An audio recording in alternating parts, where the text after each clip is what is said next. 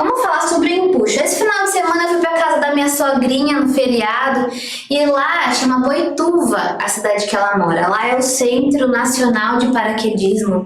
E todo dia de manhã, quando a gente acorda, quando a gente acorda às 6h30 da manhã, a gente escuta o som dos balões inflando e subindo, subindo, subindo. Tem uma infinidade de balões, é a coisa mais linda, sabe?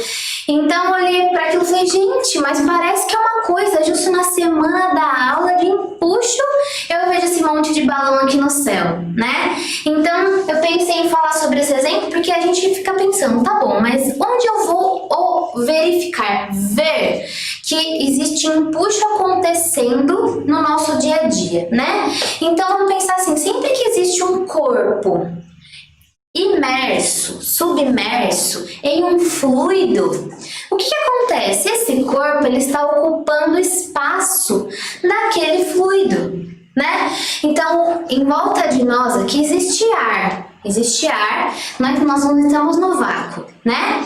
Então, o meu corpo aqui ele está ocupando o lugar do ar, né? Quando a gente mergulha numa piscina, por exemplo, quando a gente mergulha na piscina, então o que acontece? A gente não se sente mais leve, né? Quando você mergulha na piscina, você consegue até fazer uma pessoa mais pesada do que você flutuar e carregá-la, né? Sem qualquer dificuldade. Tenta fazer isso fora da piscina. Quase impossível, né? Por quê? Porque o fluido, ele também tem uma ação nesse corpo que ocupa espaço dentro dele, né? Como disse a Como, ela falou assim, o fluido não vai falar assim, seja bem-vindo, ocupe o lugar que quiser aqui no fluido, né? Não, ele vai lutar para que ele ocupe o espaço daquele ambiente, tá? Então, por exemplo, quando a gente pensar no balão, o balão está ocupando espaço no ar, um espaço enorme. Só o cesto do balão já é a carroceria inteira de uma caminhonete. Não, a gente viu lá eles recolhendo o cesto do balão, só o cestinho onde as pessoas ficam ali é enorme. Quando você olha, né, ao longe, o cestinho parece pequenininho e só aquela parte, a lona, que é enorme, né? Mas o que acontece ali, então? Ele tem um maçarico que aquece o ar, então o ar aquece dentro do balão, e o ar quente ele é menos denso, né, do que o ar de fora. Então o ar quente que está dentro do balão faz parte do corpo balão, né? E conforme o ar aquece ali dentro, ficando menos denso do que o ar em volta, o peso do balão se reduz e aí ele sobe pro ar, né? Então o maçarico fica fazendo aquele barulhão para que aqueça o ar de dentro do balão, né? E aí ele desliga. E a gente percebe que o balão sobe, flutua e depois começa a descer. Porque o ar dentro do balão foi resfriando, né? E igualando a densidade dele à densidade do ar em volta. E aí, somado com a lona, o cestinho, o corpo, o balão fica mais denso do que o ar. O peso fica maior que o empuxo, que empurra ele para cima, né? E aí ele começa a descer. Aí o maçarico liga de novo. E esse vai e vem acontece, tá? Então, no balão é isso que acontece. Agora vamos pensar aqui na nossa lousa, que eu acho que é mais concreto a gente imaginar. Um objeto submerso em um líquido, que normalmente a gente vai tratar da água. É o líquido que a gente mais estuda, né, nos nossos exercícios, tá? Então eu escrevi aqui para nós, olha só. Corpos submersos em fluidos, água, ar, fluidos, né? E podem existir até fluidos desconhecidos, que com a aplicação do empuxo você pode calcular qual é a densidade daquele líquido que a gente nem sabe qual é, né? Sofrem a ação de uma força vertical para cima. Então, vertical já é uma característica do empuxo, a direção da força, certo? O empuxo é uma força. Sendo uma força, ela é uma grandeza vetorial, tendo direção, sentido e intensidade. Então, nessa primeira frase, a gente diz que a direção é vertical. Então, sempre tem a direção assim. Depois, para cima, porque ele empurra os corpinhos para cima, certo? Chamada empuxo, que nós vamos denotar assim, ó. E com o vetorzinho em cima, quando a gente gente estiver trabalhando do vetor, tá? Então aqui eu tentei representar assim pra vocês. Ó, imagina aqui uma bolinha, depois vocês vão ver que eu tenho uma experiência aqui, uma coisa maravilhosa que eu vou mostrar pra vocês. Uma bolinha mergulhada em água, tá? Então toda a superfície dessa bolinha, ela tá sujeita à pressão do líquido, porque ela mergulhou dentro do líquido, tá ocupando o espaço do líquido, certo? Por isso todo ele faz pressão na bolinha. Mas eu tentei fazer as forcinhas de baixo com o tamanho um pouco maiores do que as forcinhas de cima. Tentei, dá pra ver aí na lousa? Acho que dá pra ver, né? Essas forcinhas aqui de cima, elas estão, né? Esse líquido na parte superior da bolinha, ele tem uma altura, uma coluna de líquido em cima dele menor do que o líquido que está aqui embaixo, concorda? Então a pressão do líquido aqui em cima é menor do que a pressão do líquido lá embaixo, que é uma consequência do teorema de Stevens, não é? Que a gente aprendeu há 15 dias atrás. Ele falou que a pressão num determinado ponto do líquido era proporcional à coluna de líquido que tem em cima daquele ponto, né? Então, quem está mais aqui embaixo faz uma pressão mais elevada. Então, quando a gente faz uma análise vetorial dessas resultantes, na horizontal, a resultante é nula. Porém, na vertical, a gente vai encontrar uma resultante como? Vertical para cima. Porque essas componentes aqui embaixo, as componentes verticais delas, vão se somar e resultar nesse jeitão de empuxo. Tranquilo? Até aqui, então, a gente falou o que é o empuxo, quando ele surge, então quando os corpos estão imersos, submersos em um fluido, certo? Falamos até agora sobre a direção e o sentido do empuxo, tá? Na sequência, nós vamos falar sobre a intensidade. Então, como calcular o valor dessa força aqui, né?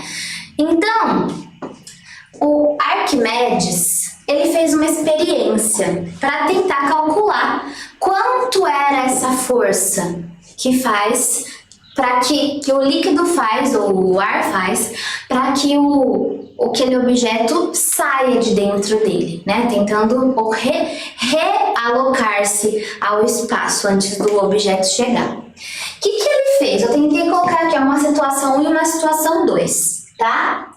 Vamos primeiro entender a situação para depois a gente ler aqui, porque aqui já está escrito a conclusão que ele chegou, tá?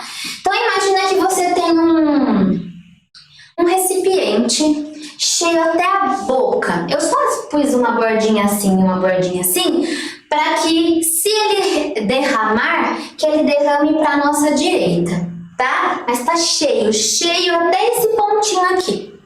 E ali em cima você tem uma esfera de peso 5 newtons. Então imagina que esse é um instrumento de medida de força, dinamômetro, que está conectado a essa esferinha, tá?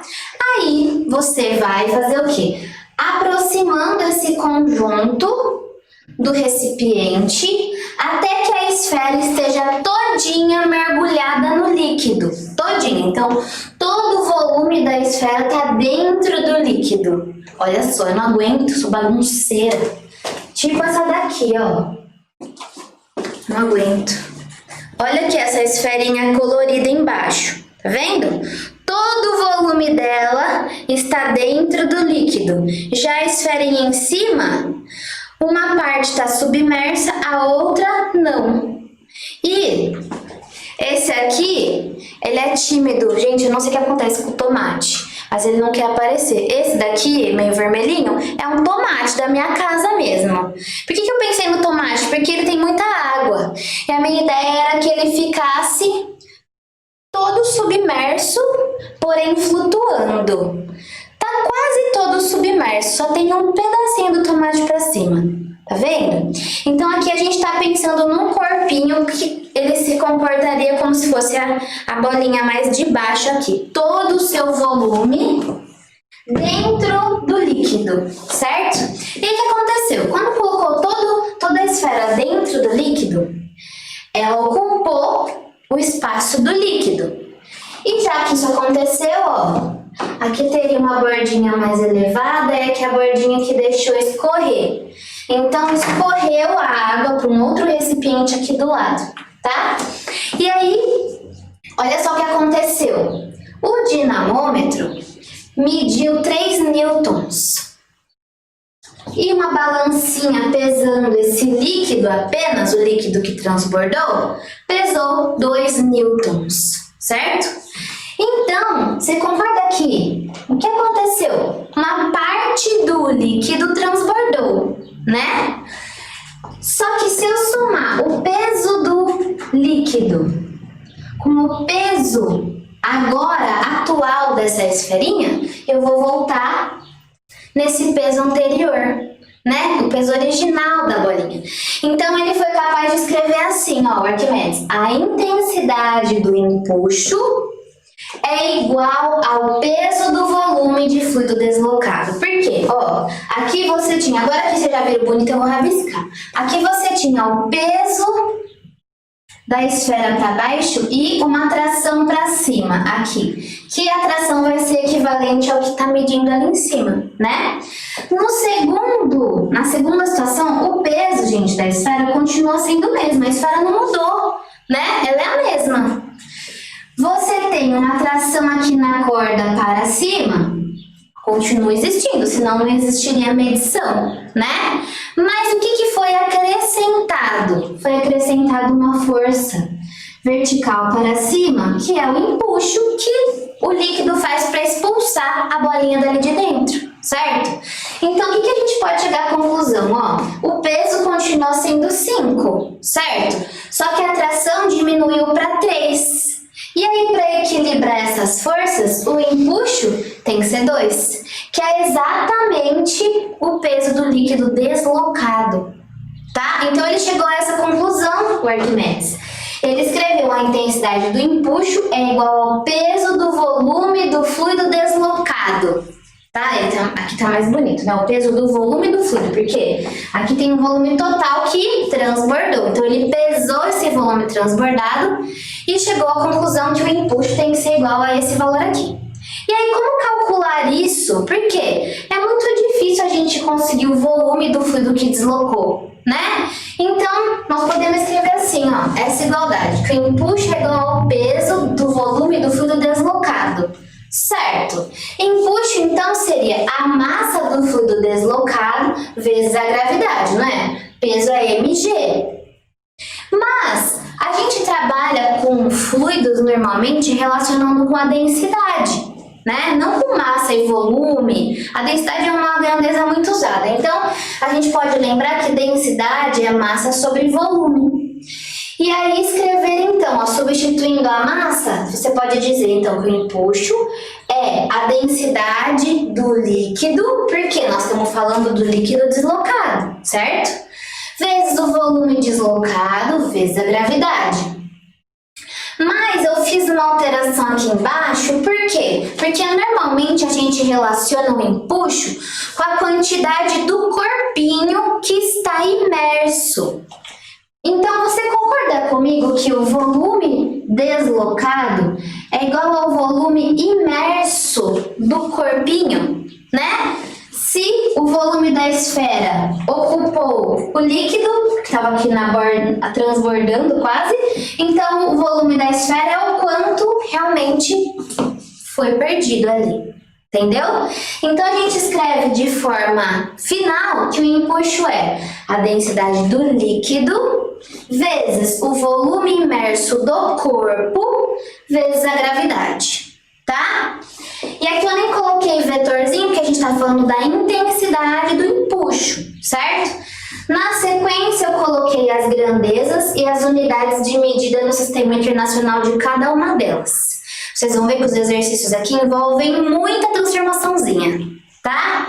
E agora eu quero falar um pouco sobre peso aparente, para a gente fechar essa parte e fazer um exercício. Beleza, gente? Tudo tranquilo? Estão usando suas canetas aí, os cadernos, as cabeças pensantes?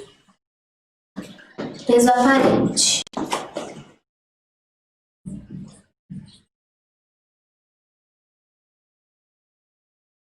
Nossa, aqui tá um calor que carambola, né? Ó, então, o que eu queria falar pra vocês. Quando a gente coloca um corpinho, então, dentro de um líquido, de um fluido, o que acontece com... O que a gente tem a sensação quando a gente entra na piscina? A gente tem a sensação que a gente tá mais leve, né? E essa sensação, a gente deu um nome para ela. O nome dela é peso aparente. Que quando você coloca aquele fluido, devido ao efeito do empuxo, a sensação é de que aquele objeto ficou mais leve.